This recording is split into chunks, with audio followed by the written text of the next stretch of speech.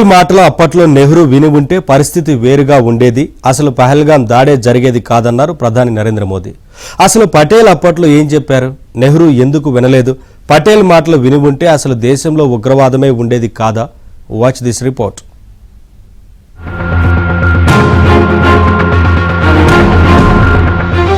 పహల్గాం ప్రకంపనలు ఇంకా కొనసాగుతూనే ఉన్నాయి.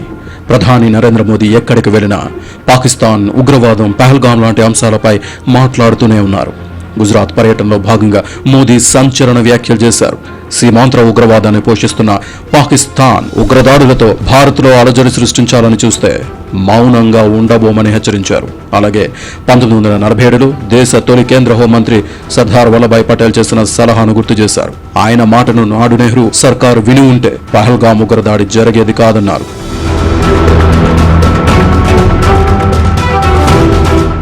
ఉగ్రవాదాన్ని పాక్ ఒక యుద్ధ వ్యూహంగా అనుసరిస్తోందని ప్రధాని మోదీ విమర్శించారు. దీన్ని భారత్ సమర్థవంతంగా ఎదుర్కొంటుందని అన్నారు.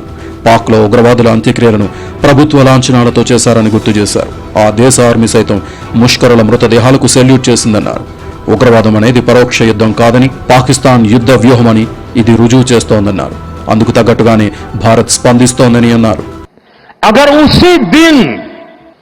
इन मुजाहिदों को मौत के घाट उतार दिया गया होता और सरदार पटेल की इच्छा थी कि पीओके वापस नहीं आता है तब तक सेना रुकनी नहीं चाहिए, लेकिन सरदार साहब की बात मानी नहीं गई और ये मुजाहिदीन जो लहू चख गए थे वो सिलसिला 75 साल से चला है.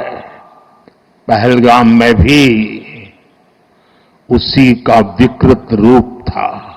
1947 నాటి భారత విభజన గురించి కూడా మోదీ సభలో ప్రస్తావించారు. అప్పుడే భారత్ రెండు ముక్కలైందన్నారు. అదే రోజు రాత్రి కశ్మీర్లో తొలిసారి ఉగ్రదాడి జరిగిందని చెప్పుకొచ్చారు. సాయుధ దళాల మూకల సాయంతో కశ్మీర్లోని కొంత భాగాన్ని పాక్ ఆక్రమించుకుందని చెప్పారు.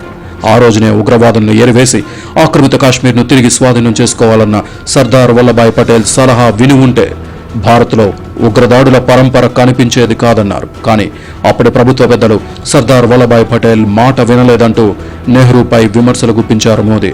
అప్పటి నుంచి పర్యాటకులు, యాత్రికులు, పౌరులే లక్ష్యంగా ఉగ్రదాడులు జరుగుతూనే ఉన్నాయని అన్నారు. పహల్గాంలో జరిగింది కూడా అందుకు ఉదాహరణే అని స్పష్టం చేశారు. మోదీ వ్యాఖ్యల అనంతరం నెహ్రూ సర్కార్ తీరుపై సర్వత్రా చర్చ మొదలైంది.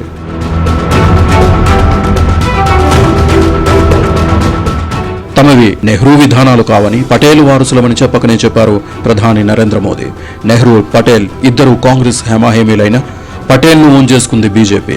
ఆయనేదో తమ లీడర్ అన్నట్లు ప్రొజెక్ట్ చేస్తోంది బీజేపీ.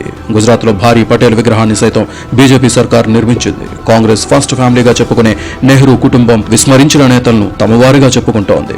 పివి నరసింహరావును సైతం దగ్గర చేసుకుంది బీజేపీ. నెహ్రూ ప్రధానిగా ఉన్నప్పుడు ఇద్దరి మధ్య విభేదాలు బహిరంగంగానే ఉండేవి.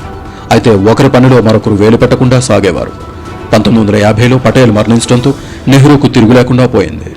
1947 సెప్టెంబర్ 13 వరకు జమ్మూ కాశ్మీర్ పాక్కు వెళ్లిపోయినా పర్వాలేదన్నట్లే ఉండేవారు పటేల్. ఆ తర్వాత మాత్రం అభిప్రాయం మారింది.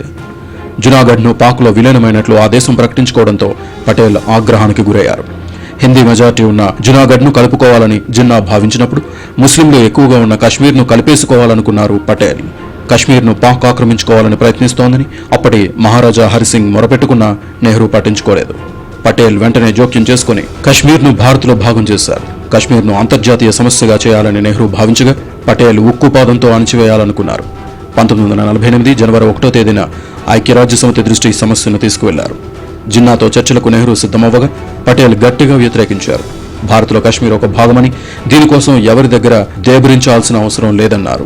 పాకిస్తాన్ 47-48లో ఒక పోర్షన్, ఒక భాగం కశ్మీర్ అకస్మాత్తుగా వాళ్ళు ఆక్రమించి అప్పుడు బ్రిటన్, అమెరికా వాళ్ళందరూ సాయంతో యునైటెడ్ నేషన్స్ తీసుకెళ్ళి అన్ని ఆప్ చేయటంలో అప్పుడు పటేల్ ఏమన్నదంటే మనం ఆకూడదు, మనం సైన్యం ఏదైతే వాళ్ళు మనం భూమి తీసుకున్నారో తిరిగి అప్పుడే తెచ్చుకోవాలి. దాంట్లో అప్పుడు ఉన్న సమయం ఏంటంటే పాకిస్తాన్ సైన్యం అంత బలం కాదు, పాకిస్తాన్కి అంత ఫోర్స్ లేదు, ఇంటర్నేషనల్గా ఎవరు వచ్చి ఆప్ చేసేది లేదు. అలాంటి సమయంలో మనకు అడ్డు ఎవరు? ఇప్పుడు ఇన్ని సంవత్సరాలు అయిపోయాక పాకిస్తాన్ ఆక్యుపైడ్ కాశ్మీర్ని పిఓకేని తీసుకోవడం చాలా కష్టం. పాకిస్తాన్ అక్కడ స్థిరపడింది, చైనా సాయంతో స్థిరపడింది, పెద్ద యుద్ధాలు జరుగుతాయి. అందువల్ల మోదీ చెప్పింది ఏంటంటే పటేల్ సలహా అప్పుడు తీసుకొని ఉంటే పాకిస్తాన్ ఆక్యుపైడ్ కాశ్మీర్ అనేది పిఓకే మన చేతిలో ఉండదు కదా, అది మన చేతిలో ఉంటే ఇలాంటి గొడవలు లేవు కదా. ఇప్పుడు భాగం కాశ్మీర్ పాకిస్తాన్ చేతిలో ఉన్నాయి కాబట్టి వాళ్ళు ఇంకా కాశ్మీర్ మాది. ఆ వేళ పరిస్థితికి నెహ్రూకి అలా ఎందుకు అనిపించిందంటే అప్పుడు చాలా ప్రెషరు భారతదేశం మీద యూరప్ దేశాలు, అమెరికా తీసుకొస్తుంది. ఎందుకంటే భారతదేశం మీద చాలా కోపం.